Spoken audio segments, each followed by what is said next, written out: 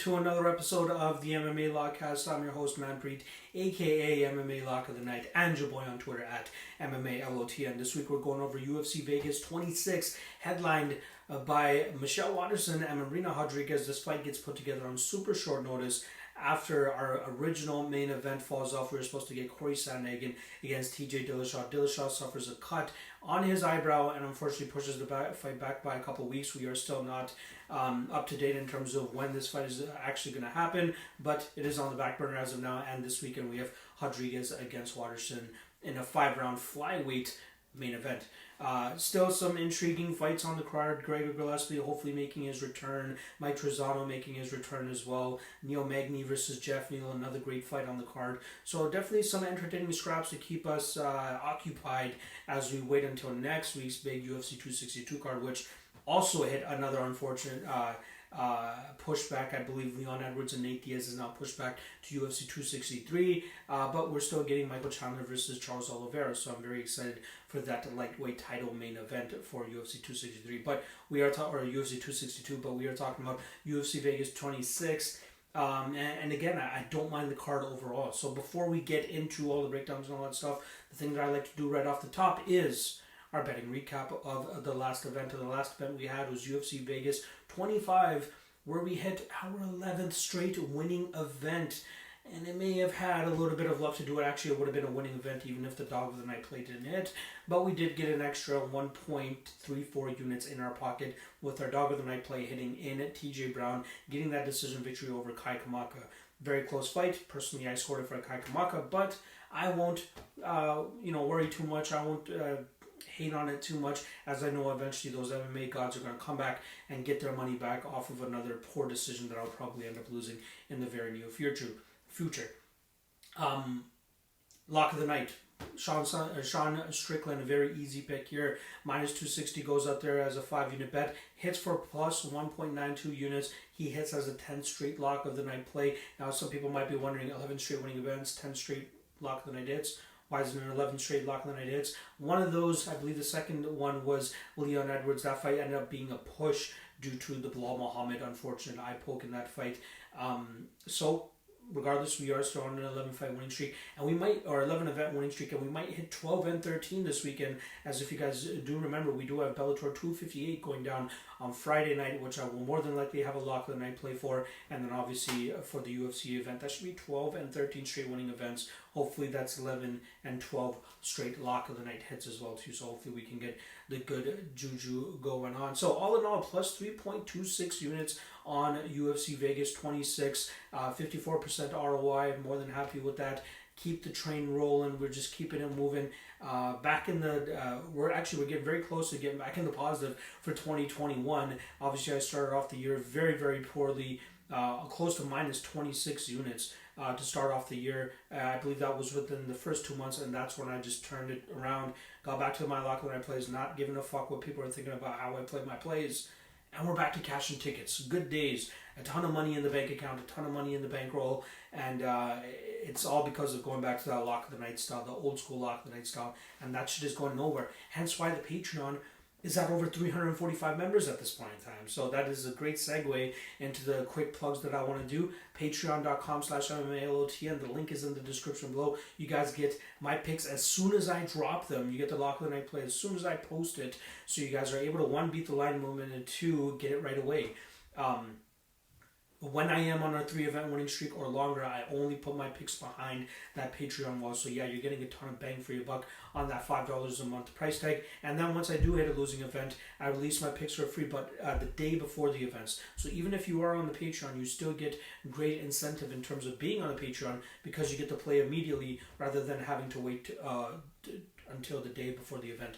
And it's just not the picks that you guys are going to be supporting there, right? You guys are also supporting the work that I'll be putting on there, early access to the breakdowns, the best bets and props article that I drop for every single UFC event, where I go over every single fight, give you the best bet, which is either a money line on a fighter or an over/under, and then the best prop as well, as well as my confidence rating on every single bet, so you guys can see whether I'm a 7 out of 10, 8 out of 10, or a 3 out of 10 on certain fights. You guys get every single thing. Again, my approach for my official betting or my official bets is very low volume, right? We're only betting 2, max 3 bets per event. But if you guys want more action, that's what the best bets and props article is for. So hopefully you guys can get some more action in on there if you'd like. Also, we have a great Discord channel on there where we have a ton of very active members in my community that not just talks about MMA and Bellator and all this other stuff. We still talk about other sports. There's a community picks thread where we have a shout out to my guy Bear Mauling's putting out picks on the regular there, but we do have a lot of people sharing their picks on there too. So if they just don't want to bet MMA, there's other stuff for them to bet. And it's very solid community that we going on there. Very positive attitude, very civil discourse that I like to make sure that we keep there, so that there's no trolls, no bullshitting, no fights, no nonsense here. I mean, we save that shit for the YouTube comments. We keep the positive and civil shit in the Discord. So shout out to everybody on the Patreon right now. Again, 340 members, officially the highest rated and highest and best or most popular MMA specific Patreon out there, and for good reason. We're cashing tickets, we're posting good content, and everybody loves your boy just as I love everybody else. So shout out to everybody on the Patreon. Lastly, I want to give a quick shout out to Coolbet. Coolbet.com. Use promo code MMALOTN2, and they'll give you if you use that promo code, they'll match your initial deposit up to $200. I believe it's available in Canada, a couple of Southern American countries, as well as a couple of Scandinavian countries. The countries and the link is listed in the description below, so make sure you guys go check that out as well. Shout out to Coolbet. Once again, that's Coolbet.com. Use promo code MMALOTN, the number 2, and you guys will enjoy their deposit bonus. All right, that's pretty much it on my end. I appreciate you guys checking out the episode as always. Make sure you guys hit that like. Make sure you guys hit that subscribe. And if you want to support your boy to the 10th degree, it would be to check out that Patreon, $5 a month, and you guys get a ton of great content on there. All right, enjoy the breakdowns. Let's get into it. Carlston Harris versus Christian Aguilera. We got minus 150 on the UFC newcomer Harris and plus 130 on Christian Aguilera. Let's start off on the Christian Aguilera side of things, who's now 1-1 inside the UFC. He made his UFC debut successfully against Anthony Ivy when he was able to knock him out in that fight. Good win for Aguilera. He was able to fend off the takedown attempts of Anthony Ivy, and that was a fight that was actually backing Anthony Ivy, and unfortunately that fight did not work out to the way that I thought it was going to work out. I thought Anthony Ivy showed great takedowns in his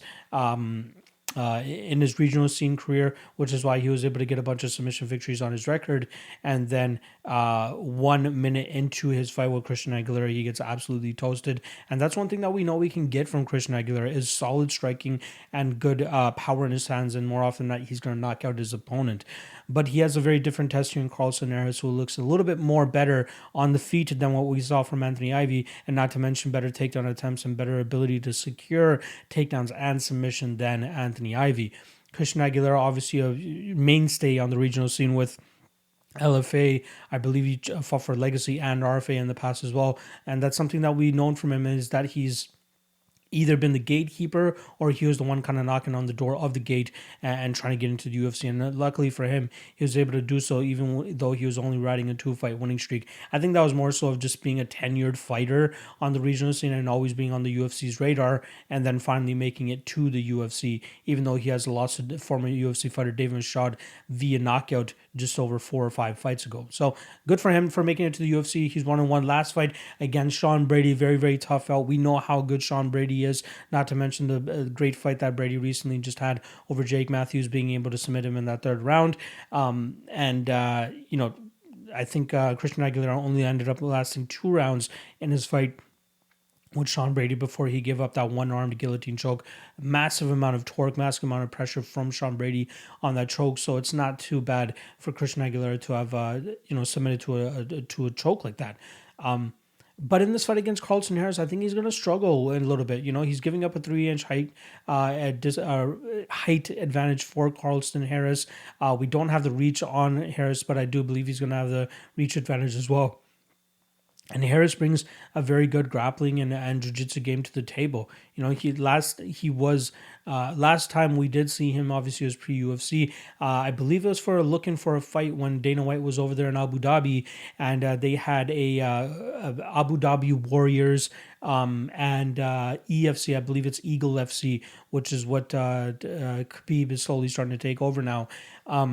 they did a joint show, and that's where they did a looking for the fight episode for the UFC with Dana White there, and Carlston and Harris put on a great performance. That first round he was throwing out a lot of just one pot shot type of guy, no real combinations, just trying to gauge his distance and then eventually look for that takedown. But he was the one that actually got taken down at the ending of that first round. And then in the second round we see him eventually lock up a takedown and then eventually lock up that Darce choke and get the submission. His opponent didn't even tap. His opponent went absolutely out because it just did not want to tap. But we see great submissions and finishing ability from Carlston Harris. I'm expecting the same thing here in this fight with Christian Aguilera. I think we see him play it safe on the outside, let Christian kind of wing on some shots, let Christian think that it's going to be a striking fight, and then boom, at the last second change levels, get this fight to the ground and start working that jiu-jitsu game of his. He has some good control from on top too, and even if he isn't able to get you down to the ground, we've seen him have good cardio over 25 minutes, going up against the European mainstay on the regional scene in Carl Booth, and he did get him down a couple times, but was also able to grind him up against the cage and kind of control him for the majority of their fight. And I expect him to do the same thing here against Christian Aguilera. I'd be surprised if we see him trade in the pocket for too long, as he knows that the power coming back his way from Aguilera may be too much. So hopefully he either, looks to stay on the outside, do his pot shotting that he does, and then just try to close that distance, whether it's pushing him up against the cage or dragging him to the ground.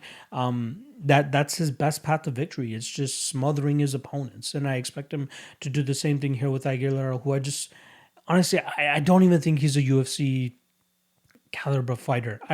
I think he's higher level regional scene fighter, but when it comes to the UFC, I don't even know if he's a gatekeeper, to be honest.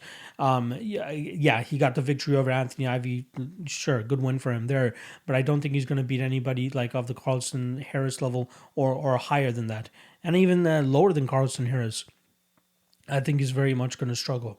So I like Harris here. I think Harris might even pull off the submission. Nope, I don't think he will. I don't think he will. I know he will pull off the submission here against Christian Aguilera. I think he'll smother him on the ground, and then eventually that choke will find itself. So I'm going to take Carlston Harris. I'll take him by second round submission. Jun Park versus Tafon and Nchukwi. We got minus 140 on Nchukwi and plus 120 on Jun Park. Let's start off on the Jun Park side of things, who's coming off of 2 straight victories now. Both of them grapple heavy-ish, right? More so the last one with John Phillips, where he was able to accrue up to 13 minutes of control time. But we know John Phillips wasn't able to stand up for his life, even if it depended on it. The Marc-Andre Barriault fight mixes it up that fight very well. I believe he wins a split decision there, but very much in his favor, lands some good strikes on the feet. It shows off his overall MMA game, but obviously those takedowns, and I believe he landed 4 or 5 takedowns in that fight, and that was very crucial for him to get the victory. Before that, loses via submission to Anthony Hernandez, I should say, in his UFC debut. Very good fight, fun fight, if I'm not mistaken. That was actually the fight of the night as well, and I believe I also had the under 2.5 in that fight, so thankfully that ends up hitting.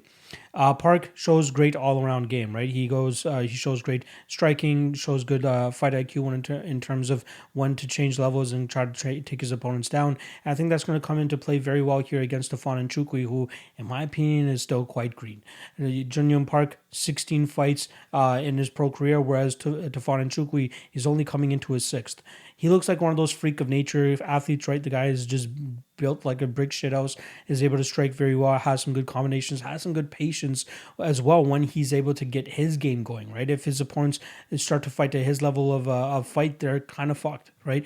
Jamie Pickett was successful on one takedown, but after that, he started to fight to the pace of Tafon Nchukwi, and he just couldn't get his game going. Anytime he tried to enter, Tafon met him with a perfect combination, and obviously he has a lot of sauce on his shots to truly hurt his opponent.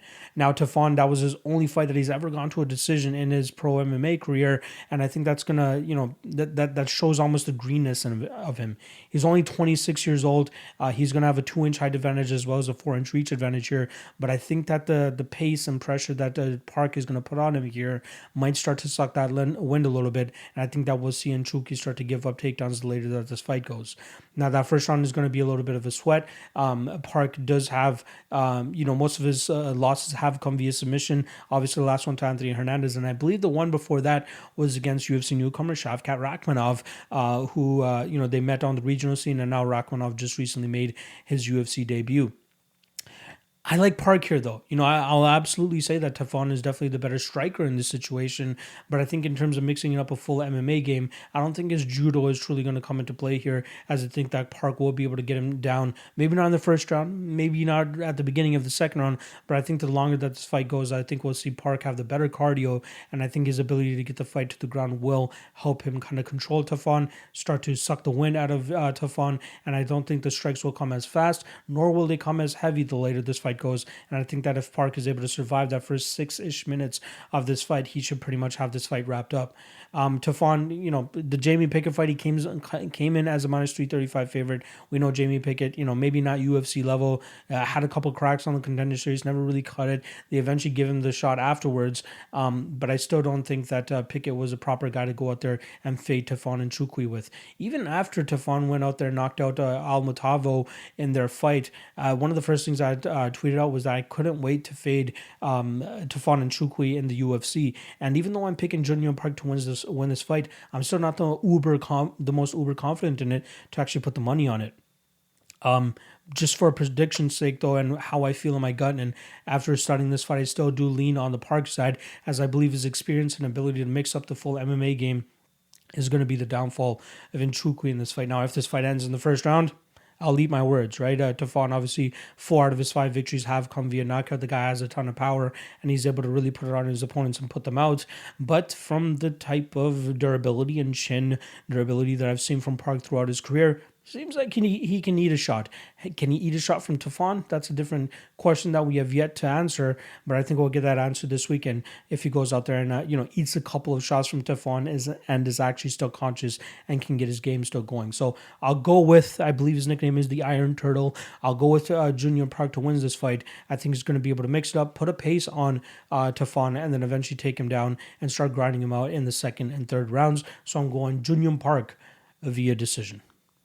Ryan Benoit versus Zarrukh Adashev. We got minus 145 on Benoit and plus 125 on Zarrukh Adashev. So coming into this fight, we've got both guys coming off of 2 straight losses. Let's start off on the Ryan Benoit side of things.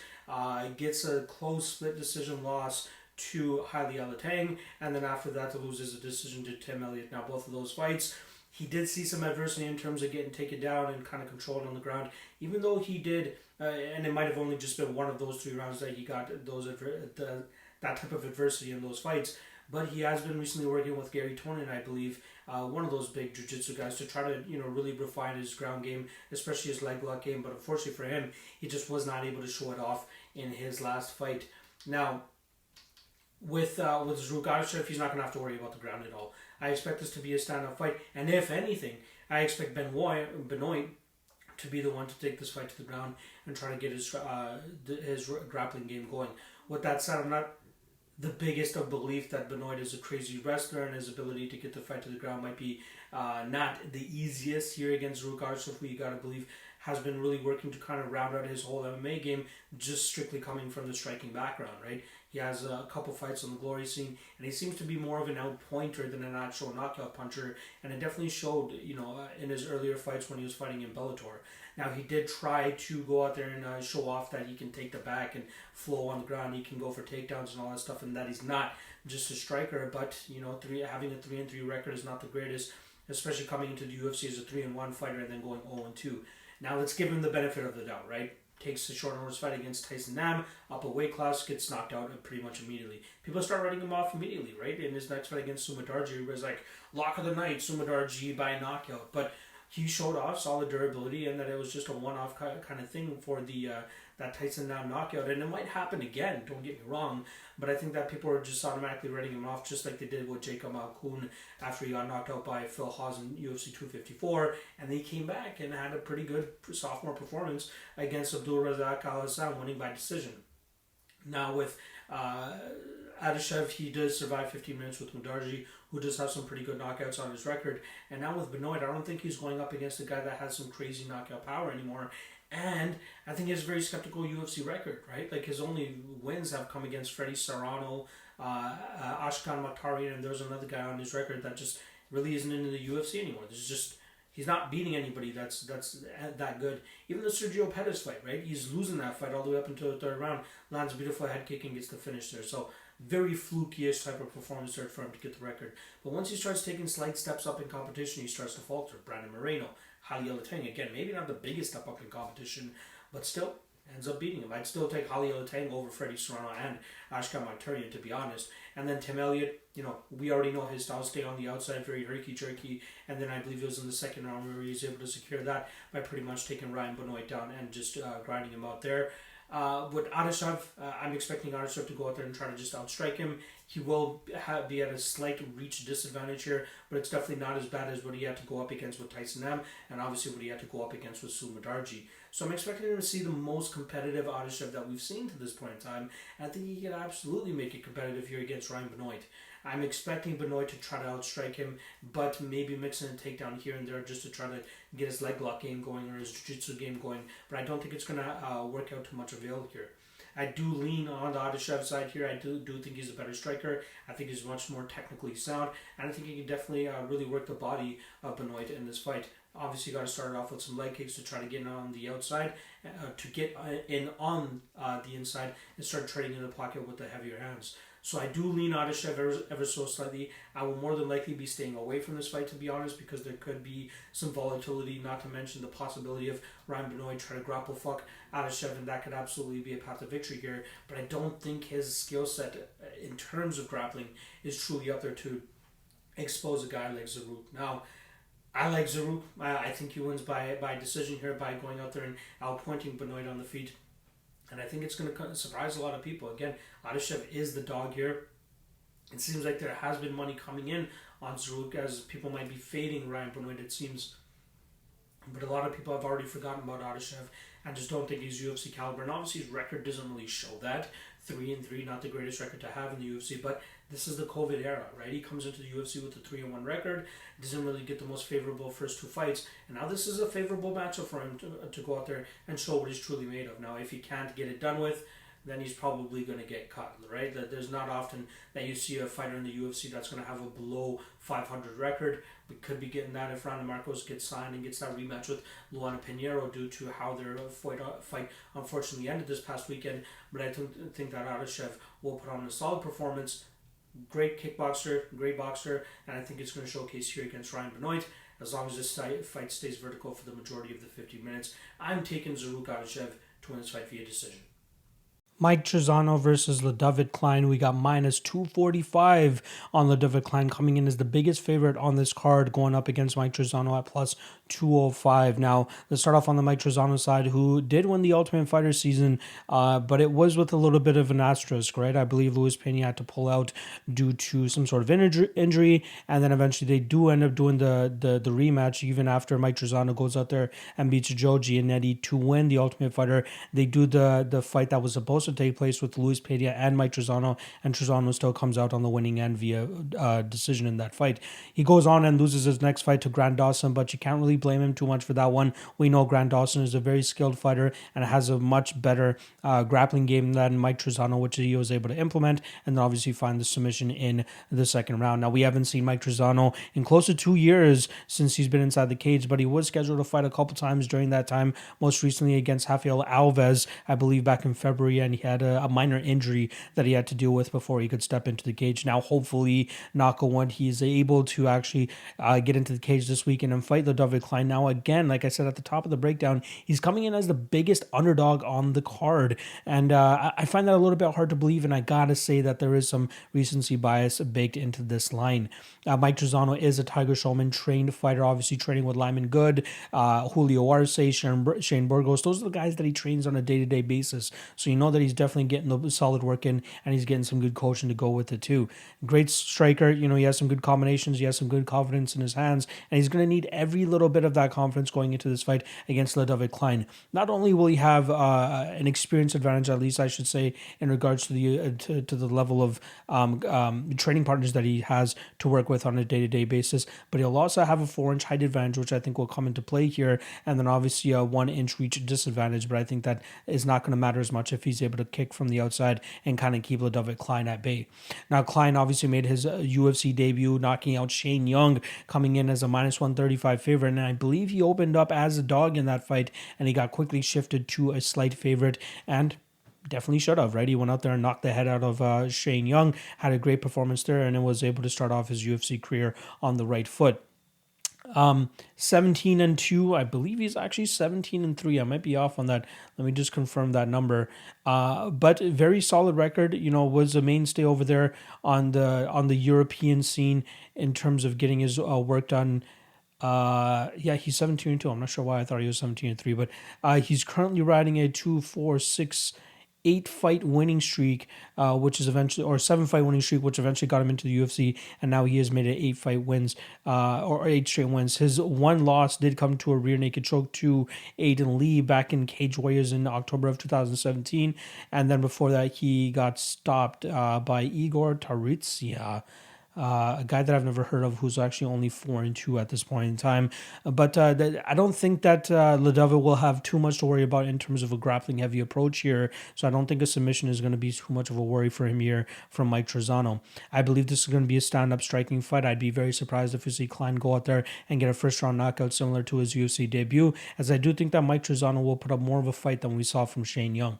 Now, a lot of people are calling me crazy just off the bat, especially off the stream that I did yesterday with Clint, saying that I believe that Mike Trizano is a live underdog. People are thinking that, Ledova Klein is the biggest favorite on this card for good reason, but I do think they are being slightly shaded or jaded by that UFC debut that he had. Let's be honest, whenever a fighter has a very stellar debut like they did, more often than not, that gets baked into their future line, no matter who they're going up against. And I expect the same thing here with Klein happening, and why he's coming in as a minus 245 favorite.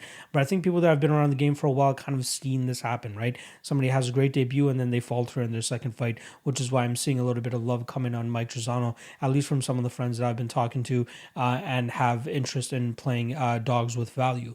Now, I'm not saying that Klein has no chance to win this fight and he should be an underdog in this fight. I think he should be a slight favorite. I think he should be around minus 130, minus 150, especially if you take into consideration the lengthy layoff that Mike Trizano has had from the cage. But I do think he has a good enough amount of experience, good enough amount of training partners and coaches to keep him sharp and ready to get into the cage and fight pretty much any opponent that's going to be opposite of him.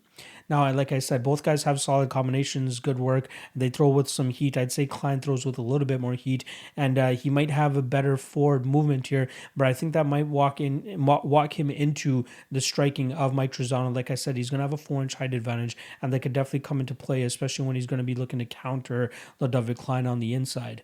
Very close fight. Very, very close fight, but for some reason, I am leaning on the Mike Trizano side here. I do think that he pulls off the upset here, and I do think it's going to come via decision, as I do think he has the better striking technique, and I think he has the better training partners. I think he has the better coaches, and I think that's going to play very well into this fight when they devise a game plan to try to stop the forward movement and the heavy striking abilities of Ledova Klein. I like the cardio of Trizano as well, too. That could definitely come into play here. I don't think it's by a large margin. I don't think that this is going to look like, this isn't going to look like Rogerio de Lima going into the second and third rounds for Ledova Klein, but I do think that Trizano will have a slight advantage there.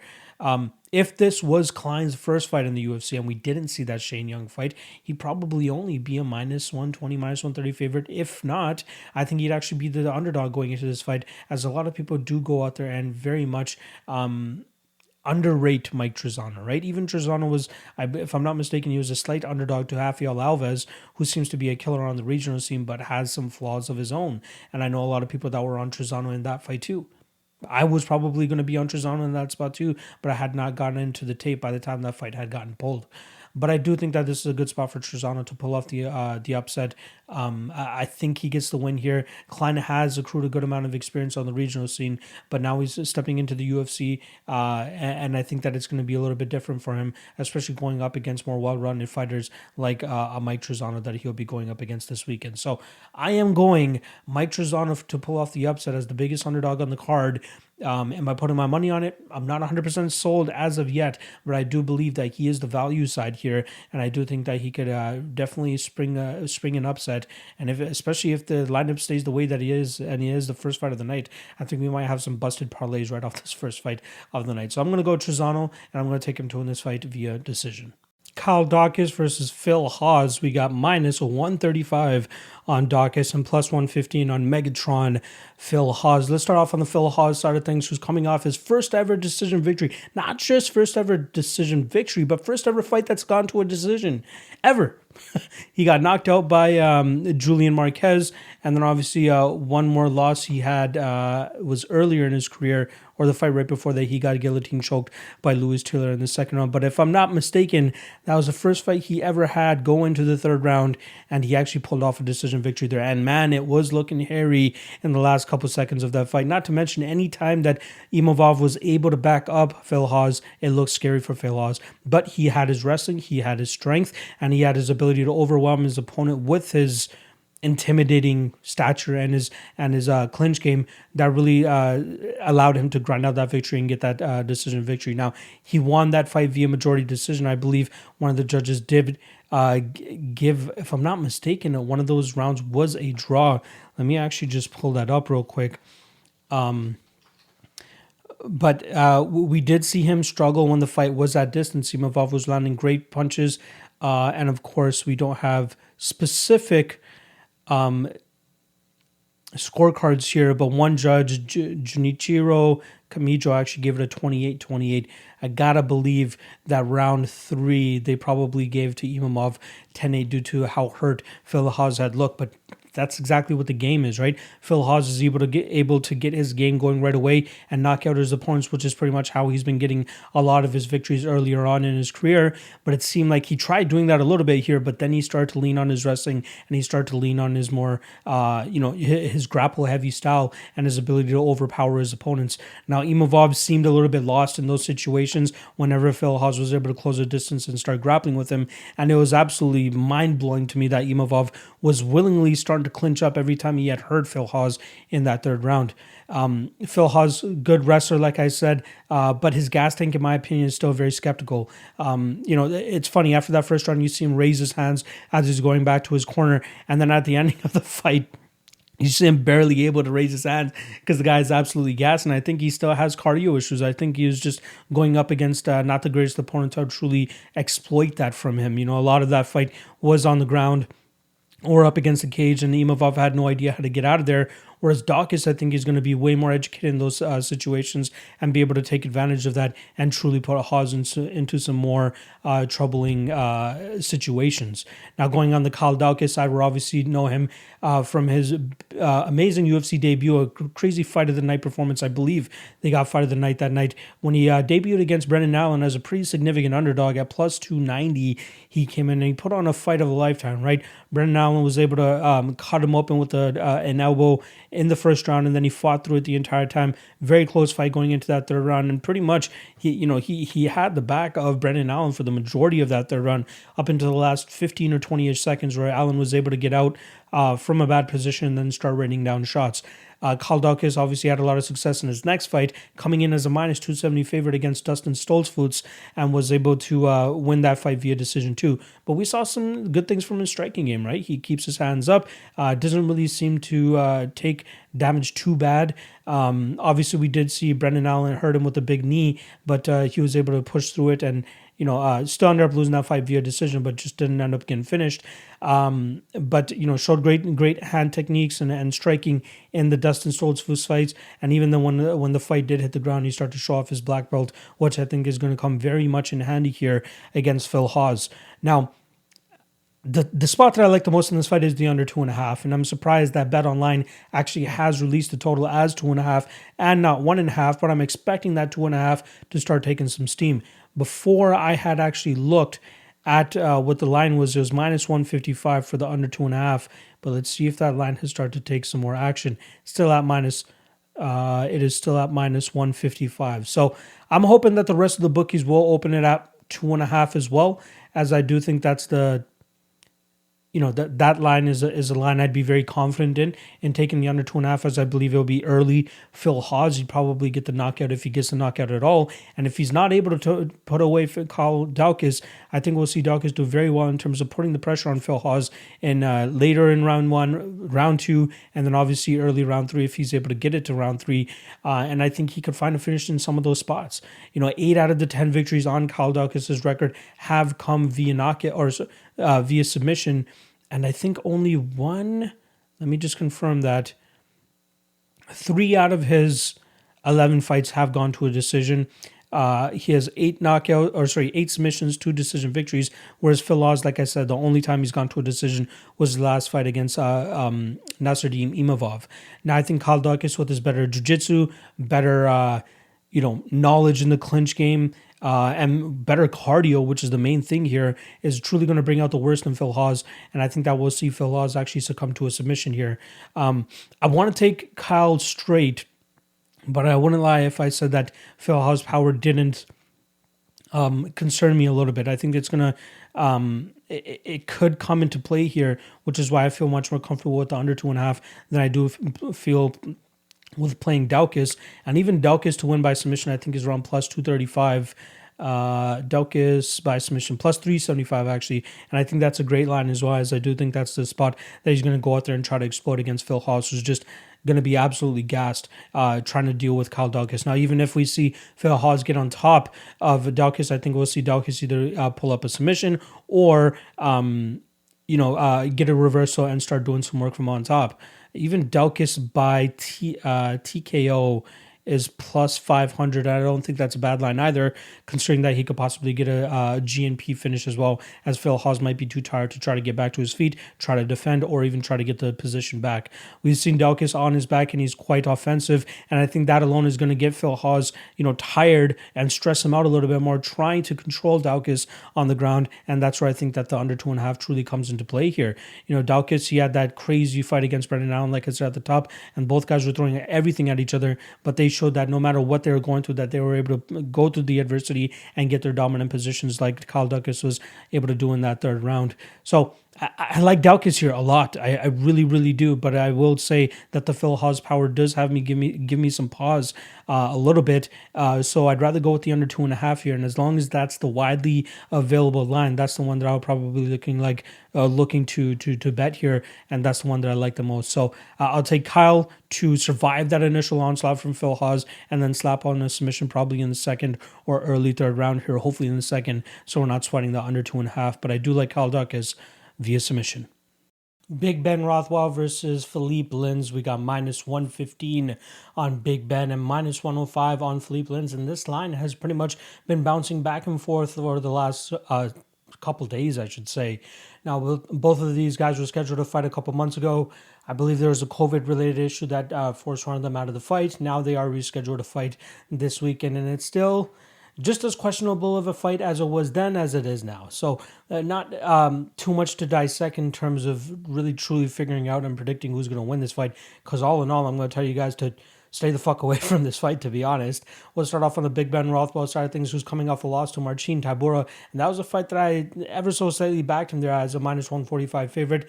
Blew up in my face, and we just didn't see the Ben Rothwell that, is successful in the cage, the one that was able to get wins over St. Preux, and then obviously that weird win over Stefan Struve where he sacked Stefan Struve a couple times, got a point taken away, and then came out like a bat out of hell and was able to get the finish relatively quickly after that. But in the Tybura fight, he got pretty much beaten all aspects. He was getting outstruck. He got taken down a couple times, and I truly thought Marcin was going to struggle in terms of taking down Rothwell, but as Rothwell starts to get up there in age, he's now 39 years old, it seems like his takedown defense is starting to plummet a little bit, as well as his jiu-jitsu abilities, especially the chokes that he was able to put, I believe, against Travis Brown and Josh Barnett. Some of those front chokes, I even want to think it's Matt Mitrione as well that he was able to submit. But we don't see any of that threat from Ben Rothwell anymore. One thing that is obviously pretty much in a heavyweight's corner, no matter what, is going to be that power. So that's always something we need to worry about, especially with Philipe Lins, who's coming off that knockout loss to Tanner Boser, who's not really known to be much of a knockout puncher. So that is a little bit of a concern going into this fight with Philipe Lins. But Big Man Rothwell just doesn't seem to pull the trigger. And every fight he says, I'm going to pull the trigger. Every fight he says, I'm going to come out and, look like my peak days, one of my heydays. But we just don't get that performance.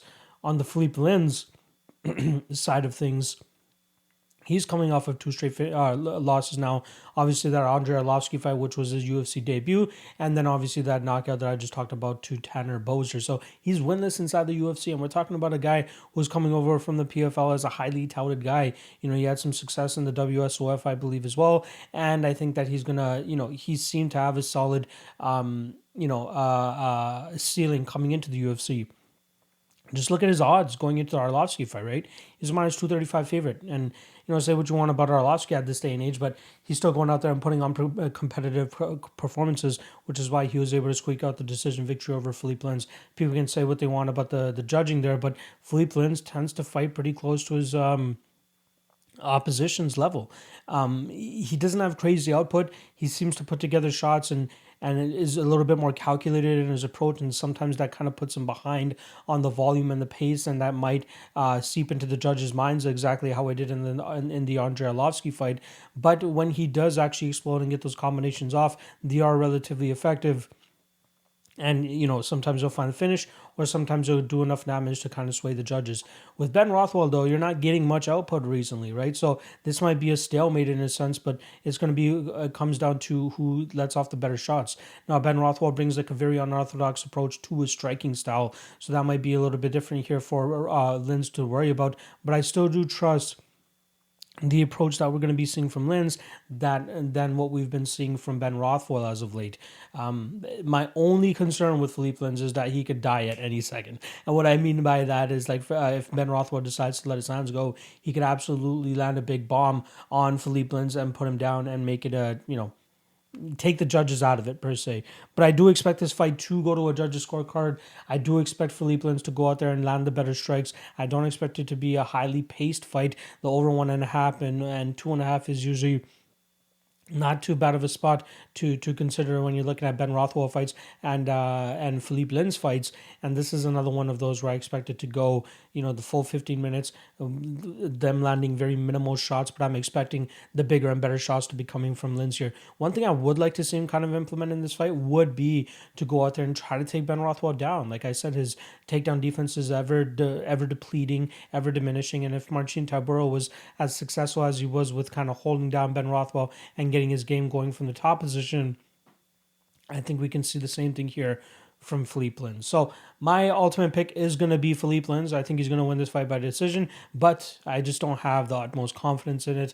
So it will probably be a pass all in all, but I will go with Philipe Lins by decision. Angela Hill versus Marina Rodriguez. We got minus 165 on Amanda Ribas and plus 145 on Angela Hill. And this is a line that I feel like has been taking some action over the last little while. Amanda Ribas back up to minus 175, I think, but she opened up at minus 245, and we've seen some action coming on Angela Hill, and I believe that's the correct way that this line should be moving. So Amanda Ribas, last time around, we saw her go out there and get knocked out by Marina Rodriguez, and that was her first ever UFC loss. Not to mention, she had a lot of success in that first round with getting that takedown and then eventually grinding out Marina Rodriguez in that first round. But in that second round, she played a little bit too much on the feet, caught a beautiful counter from Marina Rodriguez, and then eventually, she was followed up and finished twice.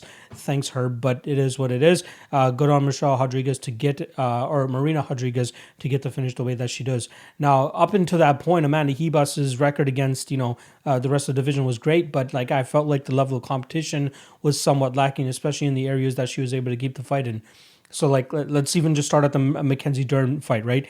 A fight that potentially or mostly played out on the feet. And we know that Mackenzie Dern is mainly a jiu-jitsu player who's just working now on her striking. And back then, she wasn't really working on it as much as she is now. And Amanda Ribas, she looked good and everything looked great. She looked very comfortable on the feet. But of course, you're going to look really comfortable on the feet against somebody that that they're not that great in the striking realm. So I think that a lot of people were kind of had the, I love using this term, but I think a lot of people were honey-dicked into thinking that Amanda Ribas had this crazy striking game. And don't get me wrong, she has decent striking, she has good enough striking, but I think that once she starts fighting fighters with better striking and have the ability to keep the fight on the feet, then she's going to start to struggle. Then let's move on to the Randa Marcos fight, right? She had a lot of success on the feet. Randa Marcos really not that great on the feet. And then even when the fight hit the ground, she was able to accumulate, I think, close to 7 minutes or 7.5 minutes of control time against Randa Marcos, not pulling off a submission there. Paige Van Zandt comes in as a minus 700 favorite. Amanda Ribas quickly grounds the fight and then taps her out with an armbar relatively quickly. So we didn't really get to see her truly challenged in many aspects of the MMA game. Now, the Marina Rodriguez fight is where we truly started testing in the striking realm. And again, it was Ribas taking too long to take the fight to the ground in the second round. And Rodriguez really showing off that she was the better striker in that fight, which is why she was able to get the knockout. Now, here against Angela Hill, probably the best all-around fighter that Amanda Ribas is going to have gone up against in her UFC career. Let's be honest, right? Like Angela Hill, great striker, a lot of volume. The only issue with her game is that she usually has close fights, which is why sometimes she might be getting robbed in the Claudia Gadelha fight, and she might be getting robbed in the Michelle Waterson fight. But she had a pretty decisive victory over Ashley Yoder last time around, and she had a lot of success in terms of hurting these women too, right? She hurt Ashley Yoder quite a lot, especially to the body, and then obviously to the head. The Claudia Gadelha fight records a knockdown in that fight, really hurts her and busts her up. Even busted up Michelle Waterson pretty well on the feet in their 5-round war. I think this is a bad matchup for Amanda Ribas. Like, Angela Hill, in my opinion, has better and better takedown defense. I'm not a big believer in Amanda Ribas' grappling or wrestling game, I should say. Obviously, she's a high-level jiu-jitsu black belt, but I will say she allowed Randa Marcos to get out of that fight with 7.5 minutes of control time and no submission victory there. I'm just going to lay that out for you guys, just saying. But Angela Hill, a great get-up game, improving takedown defense, and obviously the better striker in this fight against Amanda Ribas. And I think that the longer she keeps this fight vertical, the more dangerous it's going to be for Amanda Ribas. And I truly think that this is a fight that Angela Hill could potentially find a finish. A lot of people were thinking after her finishes over Hannah Cifers and the Ariane Carnelosi one that Angela Hill was starting to turn this new chapter into becoming a finisher and really sitting down on her punches and really trying to go for the kill more so than she used to. And it hasn't really played out for her, as she hasn't gotten a knockout victory or a finish since the Hannah Cifers fight 5 fights ago. But she has also gone 2-2 in that amount of time, right? Level of competition has been quite decent as well. Loma Lookboonmee, who's been making great improvements in a lot of her fights. Claudia Gadelha, top 5 fighter. Michelle Waterson, another main event slot, very tough fighter herself. And then Ashley Yoder, she had her hurt her several times, and she was doing some good work in that fight. But again, in this one with Ribas, I think that she's going to truly expose the striking deficiencies that Ribas has on the feet. She has a nice spin back kick, and she looks really good and comfortable on the feet when she's fighting girls like Mackenzie Dern and Randa Marcos.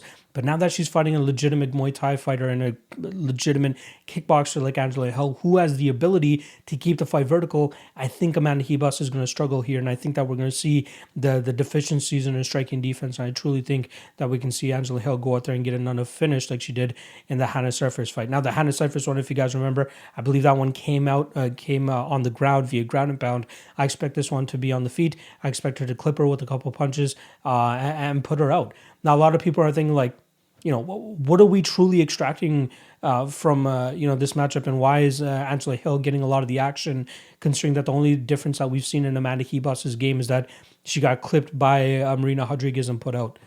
That's exactly what. Like, not just that, but like in prior fights, like even getting finished by Poliana Vienna on the feet in her regional days. Like since then, up until a Marina Rodriguez fight, she hadn't fought a competent striker like Marina Rodriguez or Angela Hill. And that's my qualm here. I believe in the takedown defense of Angela Hill. I know I was a little bit harsh on her going into the Ashley Yoder fight. That was more so line-based. Like if that fight was closer to line, like minus 150, minus 170 for Angela Hill, I'd be a little bit more on her boat. But here, coming in as an underdog, coming in as experienced as she is, and coming in again, with the level of competition that she's fought in the past, and not to mention the skill set that she has to, oppose Amanda Ribas here, I think Angela Hill comes out with the victory, and not just a victory, a dominant one in that too. So I'm going to go Angela Hill here. I'm going to take her to win by KO, as I believe that she has the better, faster hands. I think that she's going to be able to catch Ribas on a counter once again, as long as she's able to keep this fight vertical, which, I believe she has a good enough chance in doing so. I think we'll see Angela Hill put together some good combinations and eventually catch Amanda Ribas on the feet with something and put her out. people want to call Angela Hill pillow fisted and all of that, but she's shown that she can rock and hurt a lot of women. Now, her finishing instincts might not be there, but I think with the greenness, well, I don't want to call it greenness because, again, Ribas does show some good things on the feet, but when she's going up against competition that is giving her resistance on the feet, I think she's truly going to struggle. And if she doesn't have the takedown to bail her out here, like I don't think she will against Hill, who, again, improving takedown defense and improving get-up game, I think Ribas is truly going to struggle. I do think she's going to start to stress. I think her cardio is going to take a little bit of a hit, and the longer this fight goes, I do lean Angela Hill. So I'm going to go Angela Hill, probably second or third round TKO, and I think this image that people have of Amanda Ribas is going to completely get thrown into the dirt after she gets finished here by Angela Hill. So once again, I'll go third round TKO for Angela Hill. Gregor Gillespie versus Carlos Diego Ferreira. We got minus 170 on Gregor and plus 150 on Diego Ferreira. Let's start off on the Gregor Gillespie side of things, who was supposed to fight Brad Riddell. Less than 2 months ago, I believe Riddell or somebody from his team tested positive for COVID, and they had to pull that fight off. Riddell is now scheduled to fight somebody else, and Gregor Gillespie now draws Carlos Diego Ferreira, who's himself also coming off a loss now. With Gregor Gillespie, we know what we're getting, right? Somebody who can wrestle very well, has great chain wrestling, is probably one of the best wrestling games outside of Khabib, who's now retired, and obviously Islam Makhachev. But I think that it's going to be very hard for Diego Ferreira to deal with the grappling game of Gregor Gillespie here. Now, the last time we saw Gillespie, I believe, was way back at UFC 244, the same night we had the BMF title on the line between Jorge Masvidal and Nate Diaz, and that night, Kevin Lee absolutely put the lights out of Gregor Gillespie, and I gotta believe that it's been more than enough time for Gregor to get his wits back about him and get back into the cage. Now we're coming up closer to a year and a half layoff now for Mr. Gregor, and I think that it is a solid amount of time for him to get his wits back about him and get back into competition. Now, Carlos Diego Ferreira, I don't think he's a great knockout puncher. He has some decent combinations, so I don't think we have to worry about as much of a knockout threat here from Diego Ferreira than we did have to worry about with Brad Riddell. The one thing we do have to worry about a little bit more now with Ferreira compared to what we had to with Riddell was the black belt in jiu-jitsu for Ferreira, but I think it's something that we'll see Gregor be able to deal with relatively easily. Now, I don't think that Gregor is belted as highly as Diego Ferreira, but I do think he's one of the better wrestling jiu-jitsu players that we have in the UFC, considering his ability to dominate positions, have good success from on top, and obviously find submissions in some of his UFC fights as well. A lot of people are a little bit high on the under 2.5 in this fight. Me, not so much. I know it's at plus 160-ish or somewhere around that point, but I think that Diego Ferreira is durable enough to deal with whatever Gregor brings to him on the ground. Gregor's striking game is slightly getting better, even though he got knocked out by Kevin Lee with that head kick. We did see him use that jab very, very well, and it absolutely bust up the nose of Kevin Lee before he ultimately got head kicked and sent into orbit. But I think that's a game, that's a part of Gregor's game that he's trying to groom out so that he can set up his takedowns a little bit better. But at the end of the day, all of his opponents know that he's going to be looking for the takedown and try to get this to the ground, and obviously, use his top game, find a submission, get that ground and pound, whatever it may be, but just keep his opponent grounded. I believe the reason the line is minus 170, plus 150 right now in favor of Gregor is more so to do with Dariush's performance against Ferreira last time around. Now, if this was Ferreira coming off of that win of Anthony Pettis and on that winning streak against Gillespie, I think we'd see this closer to a pick'em line. Benoit Dariush did a really good job in terms of grounding the fight when he needed to, especially when the fight was getting a little bit too hot and heavy in the striking realm. I think that Diego Ferreira has a really good pressure game that he's been developing ever since joining Fortis MMA, and that's allowed him to really, truly, round out his game, which is why he was able to put together that winning streak that he had before he ran into Benoit Dariush. A lot of his fights, he was, shucking off takedowns and putting the pressure on his opponents and, leg kicking his opponents and very much getting into their face and throwing combinations and didn't let them get comfortable. But I think he's going to struggle with that here, as I believe that Gregor's takedown game, his ability to change levels and really just get his game going is going to be too much for Ferreira. Obviously, the lack of takedown defense that we saw from Ferreira against Dariush obviously plays very, very heavily into this fight against Gregor Gillespie, because you got to believe if Dariush is having success in terms of getting Ferreira down, I think we'll see the same thing here with Gillespie. One of the things that we saw very well from Benny as well was not just wrestling, but his chain wrestling. And that's something that Gillespie is probably the best at in the UFC. And that's exactly what got Ferreira down. And that's exactly what I'm expecting Gregor to do here to Ferreira too. So he would go in on a double leg, and Ferreira would do a good job in terms of digging the underhook, and not just and then Dariush would just not give up on that takedown. He'd turn it into an outside trip and then eventually end on top of Ferreira. That's exactly what I'm expecting Gillespie to do here as well. I think he'll have good enough top pressure that he'll be able to deal with the black belt in jiu-jitsu of Ferreira, and I think he'll eventually, just stay heavy on top, not do too much in terms of giving Ferreira enough space to, one, throw up a submission, or two, get back to his feet. So I don't know if we'll truly see a finish here from Gregor Gillespie, who's mainly a finisher. A lot of his fights have come via finish, and he's very proficient on the ground in finding that finish. But I think that this is the highest level opponent he's faced outside of Kevin Lee, and that fight didn't even hit the ground. So Gregor's going to have to be a little bit better on the ground in terms of being a little bit more efficient, being a little bit safer, not going for as many risks as he did when he was fighting guys like Jason Gonzalez, Jordan Rinaldi, Vince Pichel, Yancy Medeiros. Like those guys he can handle on the feet. Those guys he can go for the submission, or he can go for the TKO, go for the ground to pound, whatever the hell it is. But with Ferreira here, I think he's going to struggle to do so, which is why I'd rather go with Gillespie by decision here rather than Gillespie by finish. So I do like Gillespie. I don't think the layoff is going to be too much for him here. I think this is a great style matchup for him. As long as he's able to ground Ferreira, which I think he'll be able to, he should be able to grind out this fight, and he should be able to take home a decision victory and his first after that devastating knockout to Kevin Lee. So once again, I'm going to go Gregor Gillespie, and I'll take him to win this fight via decision. Marcos Rogerio de Lima versus Maurice Greene. We got minus 190 on Rogerio de Lima and plus 165 on Maurice Greene. Let's start off with the crochet boss, Maurice Greene, who seems to have found, or thinks that he's found, the elixir of youth going out there to Jackson Wink.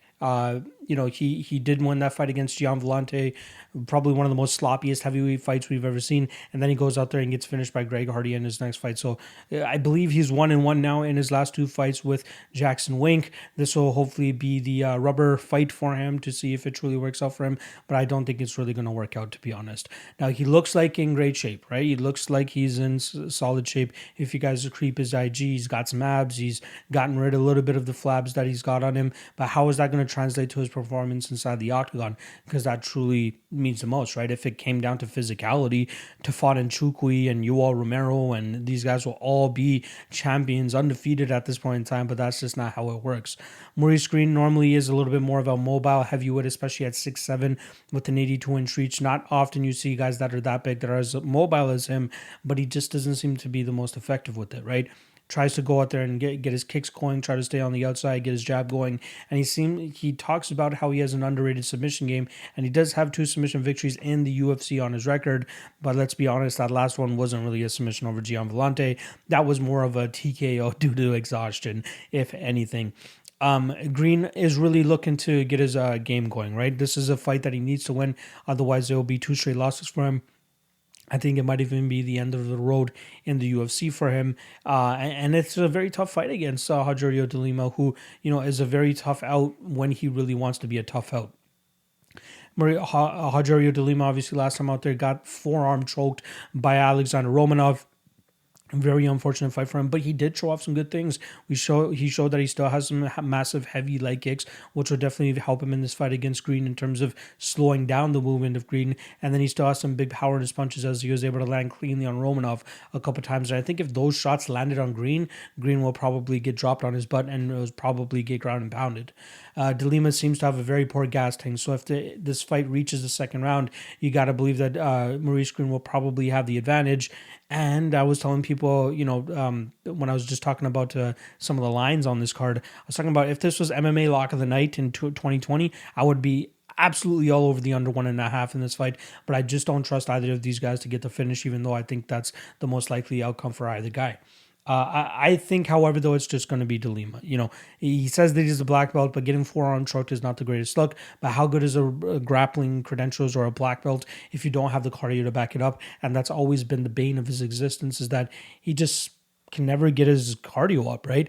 The only time we've seen him go to a decision as of late was his fight against Adam Wizardchuk, where he was able to grind him out. But that one he was able to kind of just grind out, right? Like he didn't have too much exertion. Here, I think that Greene is going to make him work. And if he doesn't get him out of there in that first round, it's going to get very hairy in the second and third rounds. Now, if you're betting this fight pre-flop, all praise to you. I would also suggest that you go out there and hit up 1-800-GAMBLERS Anonymous or whatever the hell that line is, because there is no way you can have a solid lean on either side here pre-flop. Again, you're banking on Rogerio de Lima to get that first round knockout, so you might as well take plus 150 on de Lima in round 1. Otherwise, go out there and look at Greene round 2 and round 3, because if this reaches the judges' scorecards, I'd be very surprised, and I think that we'd see Greene put up the pace a little bit more in round 2 to really get de Lima out of there. But I do think it's de Lima that's going to land the devastating leg kicks in that first round. It's going to debilitate Greene. It will probably end up dropping him too. And then we should see him kind of, get on top of Maurice Greene and start raining down some shots. Or he might even end up giving up a submission of some sorts, as we have seen Greene somewhat active and offensive off of his back in some of his fights. So I'm not going to completely write him off here. But this is a slop fest waiting to happen. This is a complete dumpster fire of a matchup.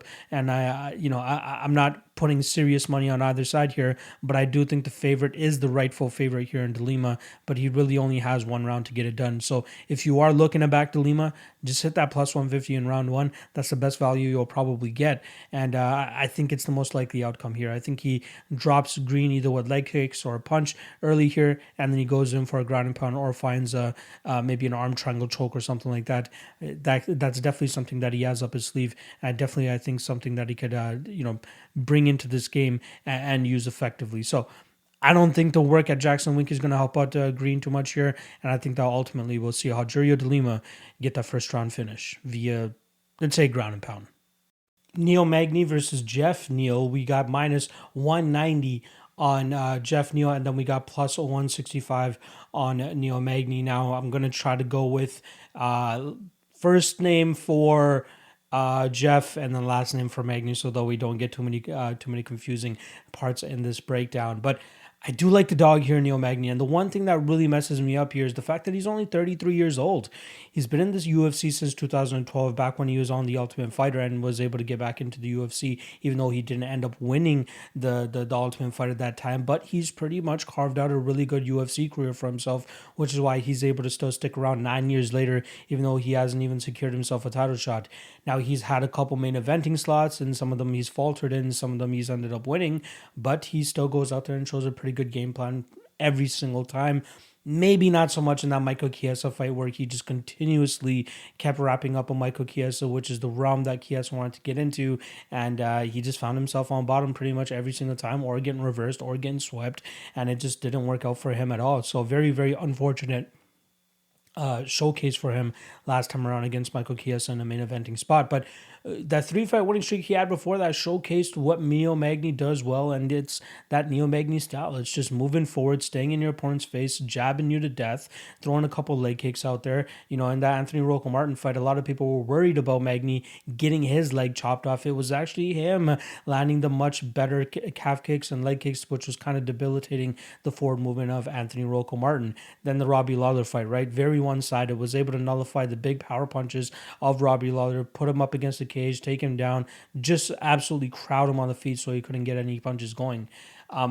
That's the type of style that I expect to go out there and beat a guy like Geoff Neal. Now, Geoff Neal took his first loss in the UFC to Stephen Wonderboy Thompson last time around in his main event slot back on December 19th of last year, and that was a learning lesson for him, right? Wonderboy Thompson is not somebody that should be overlooked, and Wonderboy Thompson is not one of those guys that is just going to roll over and let a prospect knock him out or just beat him. Wonderboy Thompson brings a very unorthodox approach to his fights, and it's very hard for a lot of people to really solve it and try to get the best of him, which is why Wonderboy Thompson was able to pretty much, run away with that fight, if you want to call it that. He wins a decision victory in that. And that fight was lined at a pick'em. A lot of people thought that Geoff Neal had a really good shot to win that fight, and how could you not, right? The guy was on a tear. He's definitely one of the hottest prospects in the UFC, but he is beatable. As we've seen, he's lost to Kevin Holland on his regional scene, and also had one more loss on the regional scene before coming to the UFC. So it's not like Geoff Neal is untouchable. And I feel like people are making him sound like that in this fight against Neal Magny, whereas stylistically, I think it's a very, very tough fight. Let's just look at his Geoff Neal's last 5 fights, right? Frank Camacho, striker. He was able to get the best of him and obviously knock him out. Bilal Muhammad, great all-around fighter. Don't get me wrong. I don't want to shit on Bilal at all here. Geoff Neal was only a minus 200 favorite there. But Bilal went 0 of 5 or 0 of 6 on takedowns in that fight. Could not ground it whatsoever. But Bilal Muhammad is one of those fighters that's like a jack of all trades. Really good at everything, good at everything, but not great at one thing. So I don't think he was the greatest in terms of mixing up the takedowns behind his strikes to truly get Geoff Neal down and cause him problems, which is why Geoff Neal was really able to get his shots off on the feet and really hurt him at that spot. Then the Nico Price fight, Geoff Neal starches him. Mike Perry starches him. Wonderboy Thompson, that's where he runs into trouble. That's where he fights somebody that doesn't have just that rudimentary MMA style or that striking style. And Neal Magny fits that mold of just guys that can mix it up on you and truly make you drown out there. And I think that's what he's going to do here against Geoff Neal. The fight that we saw with Li Jingliang and Neal Magny, now a lot of people might want to shit on Li for that fight in terms of his approach, which was grappling with Geoff Neal or with Neal Magny. And that's not exactly what you want to do. That's not how you want to approach a fight with Neal. You want to chop him down from the outside, just as Santiago Ponzinibbio was able to, just how Lorenz Larkin was able to. They really started off with the calf kicks and the leg kicks, and it debilitated Neal Magny, and then it allowed them to get their punches off, which ultimately knocked out Neal Magny. The other guys that have been able to beat Neal were guys that took the grapple heavy approach, right? Michael Chiesa, Damian Maia, Rafael dos Anjos. Those guys were able to submit him or win by decision like Michael Chiesa did last time around. What does Geoff Neal bring to the table? Pretty much just striking, right? He doesn't go out there for takedowns. He doesn't look for the clinch really much. He not a huge calf kicker, leg kicker, and I think that's great here for Neal Magny as long as he just moves forward and implements his style like he does. Get that jab in your face, push you up against the cage, maybe get a couple takedowns. I think takedowns might be a little bit harder for him in this fight, but he has a 4-inch height advantage. He's going to have a 5-inch reach advantage. I think he's going to use every inch of that to keep either Geoff Neal on the outside with his jab or stay on the inside and really rough up Geoff Neal in those clinch positions. I'm a big Geoff Neal fan, don't get me wrong, but I think stylistically, Neal Magny can bring out the worst in fighters, and I believe that's what's going to happen this weekend with Magny being a very live dog. So I do like Neal here. I think he goes out there. I think he roughs up Geoff. I like Magny, and I think he goes out there and roughs up Geoff and makes it a very, very tough fight for him. Again, I think Geoff Neal needs space to truly let his game go, and Neal Magny is one of those guys that's just not going to let you breathe. Now, last night I did the podcast with Clint for the Die Hard MMA podcast, and he had kind of said that Neal Magny has like an Usman-esque approach, and I saw some people in the comment section kind of like laughing at him for that, but that truly goes to show their level of knowledge within the MMA game. Now, we're not going to say that Neal Magny is going to go out there and get takedown after takedown after takedown, but what he means by Usman-esque performance, and exactly, I absolutely agree, which is just stay in front of your opponent's face, crowd them, don't let them breathe, don't let them get the space that they need to operate, and that's why Usman is as effective as he is, but he has a great wrestling game to back that up, whereas Neal Magny doesn't have the similar wrestling game, but he has the same pace and pressure that he's able to put on opponents and kind of drown them, and he has the cardio to back it up, similar to Usman as well, that he's able to go out there and absolutely just crowd his opponents and not let them get their game going. So again, kind of a different approach from Usman and Magny, but almost similar in the style of that they just put it on their opponents and don't let them get their game going. And I exactly expect that to happen here with Neal Magny to do this, to do the exact thing to Geoff Neal on this spot. So I'll go with Neal Magny to pull off the upset and stunt the growth once again of this up-and-comer Geoff Neal, and I expect him to do it via decision. Donald Cowboy Cerrone versus Alex Morono. We got no line on this fight yet, but I still want to get this breakdown out for you guys just so that we can be ahead of the odds in case we do see something more than what the odds are suggesting. I'm assuming that Donald Cowboy Cerrone is going to be the favorite here, and I'm assuming that we're going to get some slight dog money here on Alex Morono. You can just look at his last fight where he fought Anthony Pettis, where he came in as a plus 175 dog, ended up on the losing end there, and I'm expecting Donald Cowboy to come in around roughly the same mark, if not, the best I'd be surprised to see Cowboy at would be minus 150. Now, if you can get Cowboy between minus 150 and plus 100, I'd say take an automatic shot on that, given I think he's the much more skilled fighter in this fight. Now, the circumstances surrounding this fight, right? We got Cowboy originally scheduled to fight Diego Sanchez. There's that whole UFC Josh Fabia and Diego Sanchez fiasco that happened over the last couple of weeks, resulting in Diego Sanchez getting released from the UFC and Cowboy now taking on Alex Morono on short notice. Now, Morono has two teammates fighting on the card as well with Jeff Neal and Carlos Diego Ferreira, so I'm sure it wasn't that tough of a decision for him and his coach Saif Sayud to make the decision to end up fighting on this card, and especially to take on a legend like Cowboy Cerrone and try to right the wrong of his last fight against Anthony Pettis. Now, with Cowboy Cerrone, we know we're always getting a solid all-around fighter, usually a slow starter, but he seems to have kind of fixed it in the Nico Price fight, right? That was a close fight. Obviously ended up going to a draw. I believe Nico Price was docked 1 point at the beginning of that first round due to two eye pokes. And then eventually that fight gets taken to a draw. I believe two judges actually gave, or a couple judges gave Nico Price that first round, which ended up making it 9-9, and then giving him the second round. I thought the third round was Cowboys. But I didn't mind what I saw from Cowboy at the beginning of that first round, right? You see Nico Price crowd him immediately, land some big elbows in the clinch and really try to put it on him, try to get him out of there quickly, which is the best way to get rid of Cowboy Cerrone, right? Just ask Justin Gaethje, just ask Conor McGregor 3 or 4 fights before that. They were able to really stretch him. And that's kind of been the theme throughout Cowboy's career, is that if you get in his face early, you're going to be able to get him out of there. Is Alex Morono a quick starter? He could be. He could absolutely implement that into his game. But I think that Cowboy is a much better fighter on the feet here. And I think at this point in time, I think he's gotten over those first minute jitters. I hope that he has. Obviously, he's been training in Las Vegas now at Syndicated MMA to truly round out his game and get ready for one of his, I guess this is his final stretch of fights that he wants to go into with the UFC. Normally, when he's just comfortable and doesn't really give a fuck, he's training down there at BMF Ranch in New Mexico at his place. But it seems as though he's ready to go and really wants to take this thing seriously, which is why he teamed up with John Wood and started training over there in Vegas. Obviously, Cowboy much better all around, right? Alex Morono is a black belt. Let's not forget about that, but he just doesn't use it that often. It took until his second last fight with Reese McKee to start to go out there and shoot takedowns and land takedowns and try to use that top pressure to really get his game going.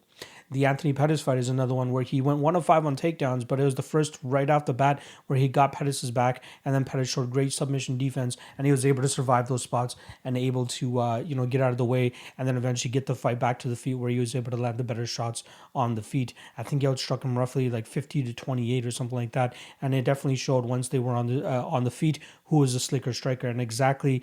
I expect that to be the exact same thing here with Cowboy Cerrone and Morono. I think Cowboy, I don't even know if he I don't even think he's a black belt, nor do I think he gives a shit about trading in the gi, but you got to say that his jiu-jitsu level and his submission game is definitely black belt level. So he may not have a black belt, but he's definitely very well versed in those on the mat.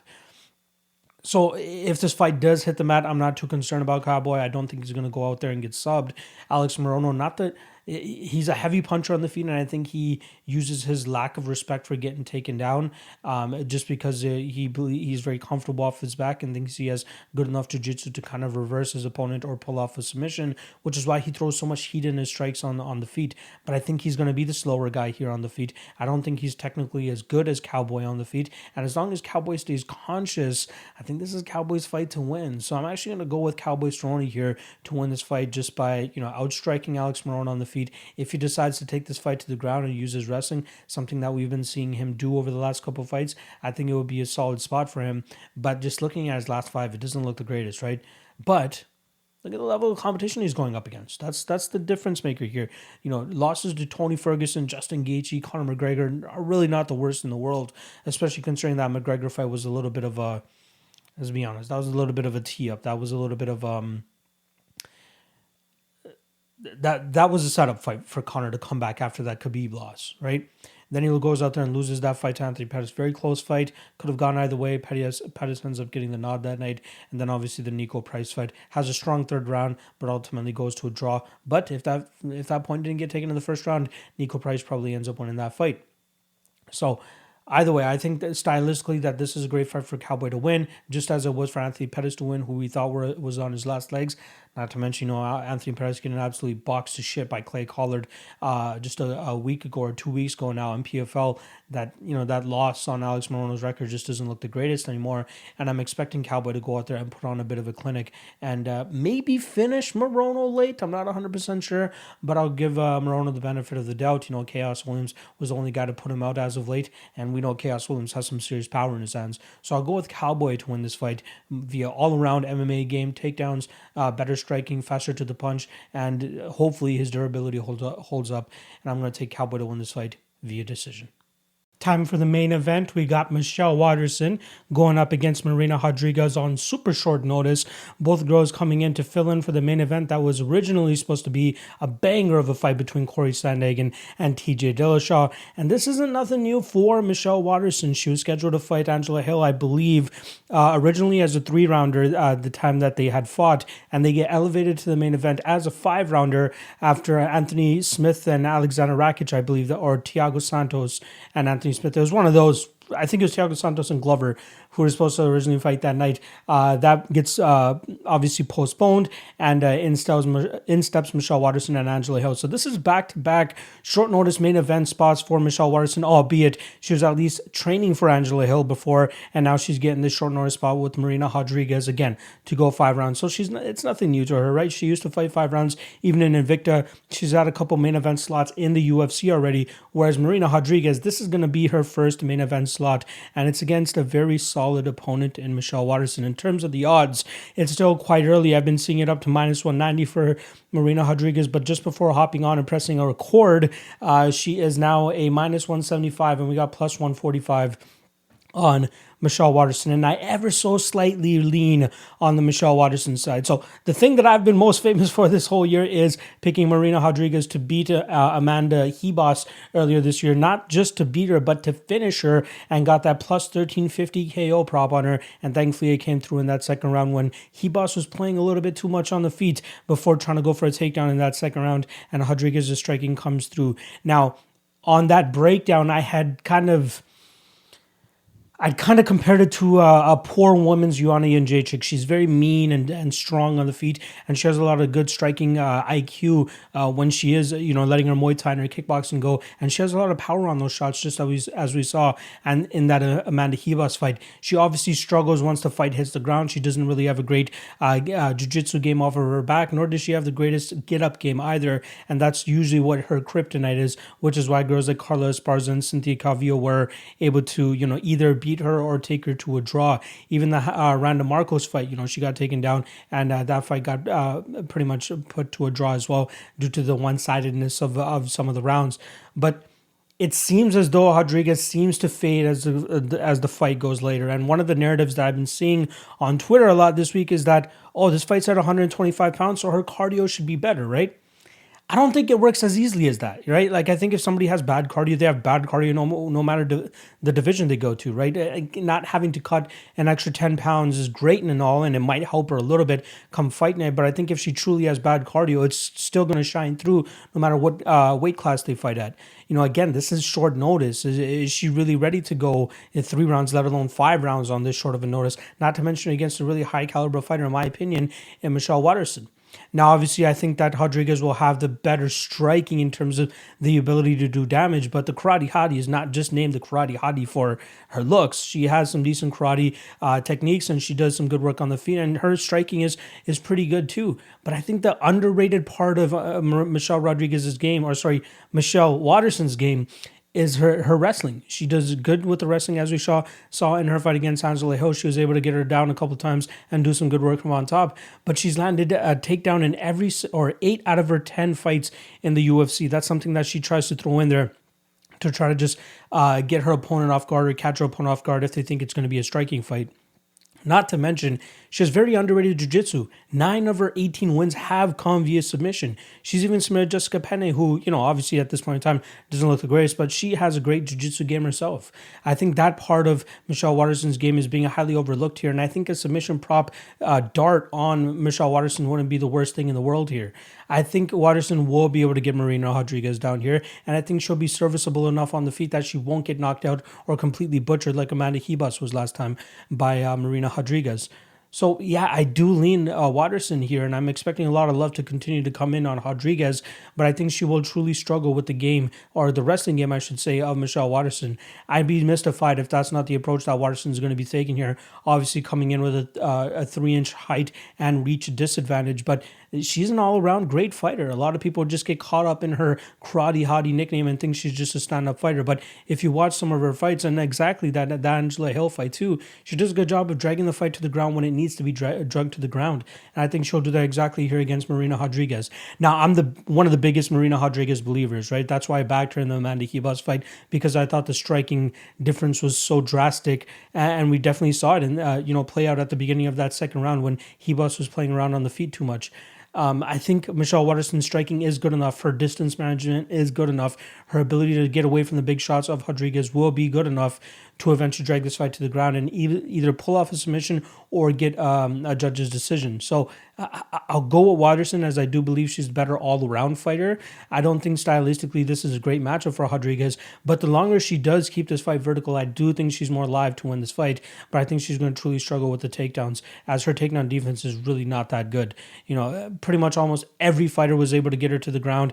Actually, I believe it was 4 out of 7 of her UFC fights have hit the ground, but I think it's the fighters that are more wrestling based and more takedown based that were more successful in getting you down, and I think that's exactly what we get here with Michelle Waterson. One more other thing that I'll throw out there for you guys is that I think that Michelle Waterson is probably top 3 or top 2 in the best jiu-jitsu players that Marina Rodriguez has fought up until this point. I'd rate Cynthia Calvillo slightly ahead of her. Carla Esparza has a great takedown game, but I don't think her jiu-jitsu game is as good as Michelle Waterson's. Even Jessica Aguilera, obviously way past her prime. Randa Marcos, I don't think her jiu-jitsu game is up to par with what Michelle Waterson brings to the table. And I truly think that Waterson couldn't pull off a sub here. Now, we don't have the props available to us, but obviously the fight doesn't go to decision is the line that's already available, and that is plus 275. Actually, sorry, the under 2.5 is plus 275. I'm not aware of whether the bookmakers actually know that this is a 5-rounder, and they might adjust it to 4.5. And it's still a line that I'm a big fan of. I do just want to quickly pull up the list of opponents that we saw Marina Rodriguez fight. Randa Marcos, again, decent wrestler, not the greatest jiu-jitsu player. Jessica Aguilera, way past her prime. Tisha Torres, mainly a buzzsaw on the feet. She got outpointed in that fight. Cynthia Calvillo, very good jiu-jitsu player, had some openings, had a couple submission attempts. Carla Esparza, same thing, had a couple submission attempts. Better wrestler than she is a jiu-jitsu player. And then obviously Amanda Ribas, we know she's a good jiu-jitsu player and was able to get the fight to the ground, but obviously not a good striker. Whereas Michelle Waterson, I think, is probably the most complete fighter that Marina Rodriguez has fought to this point. I'm going to be honest that, Tisha Torres never really attacked the grappling. She didn't even attempt to take, or actually at least she didn't land a takedown. I like Michelle Waterson here to pull off the upset, and I'm even going to go as far as to think that she pulls off the submission here. So I'll take Michelle Waterson to win this fight probably by 3rd or 4th round submission. And those are the breakdowns. Hope you guys enjoyed the breakdowns. And as always, if you guys want to support the show, make sure you guys hit up that Patreon, $5 a month. That is the best way to support. Otherwise, if you guys don't want to chip in anything financially, just hit a like, hit a subscribe. That's the best way you guys can help your boy out. Hope you guys enjoyed the show. Shout out once again to Coolbet, coolbet.com, promo code MMALOTN2. They will match your initial deposit up to $200. So make sure you guys check out Coolbet. Great website, great odds. And obviously, one thing that a lot of people like about it, you can parlay props. So go check out Coolbet. Awesome website. All right, hope you guys enjoy the breakdowns. Good luck on your bets this week, and obviously I have a ton more content coming out on my channel throughout the week. Propping you up on Thursday with Cody, final or ultimate weigh-in on Friday. I believe I've already announced the lineup for that. If you guys haven't checked it out, just obviously check out my Twitter. I'll have it there. And then obviously on Fight Day, 1 p.m. Eastern, we do a Fight Day live chat where I just go over all last-minute thoughts and take all questions, comments, and concerns from the chat. That stream is all for you guys. So I'll see you guys 1 p.m. Eastern on a Fight Day as well. So ton of content. Just stay tuned to the channel. Hit that notification bell as well, just so you guys are notified every time I go live throughout this week. The rest of my content this week, except my prize picks tips, is live content throughout the week, and that's how you guys are going to get notifications for that. All right, good luck. Enjoy the fights. Good luck on your bets. Let's make some money this weekend.